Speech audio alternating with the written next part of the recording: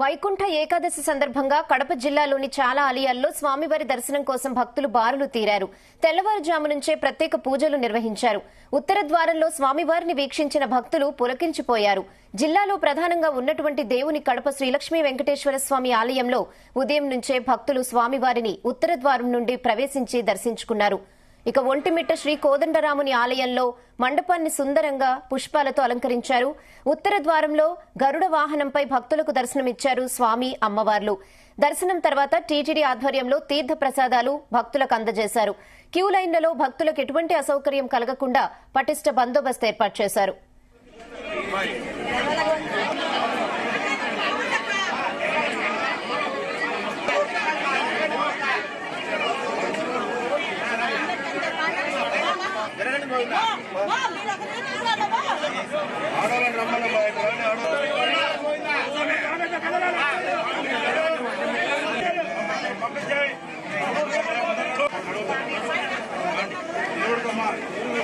వినా వెంకటేశం ననాదో ననాద సదా వెంకటేశం స్మరామి స్మరామి హరే వెంకటేశ ప్రసీద ప్రసీద ప్రేమ వెంకటేశ ప్రదర్శ ప్రస తిరుమల తొలి గడప దేవుని గడప లక్ష్మీ వెంకటేశ్వర స్వామి దేవస్థానము టీటీడీ వారి అనుబంధ ఆలయం.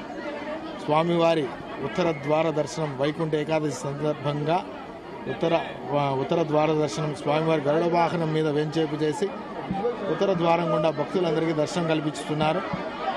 ఈ దర్శనం స్వామివారిని ఈ ఉదయం 5 గంటల నుంచి దర్శనం కల్పిస్తున్నాం, మధ్యాహ్నం 12 గంటల వరకు.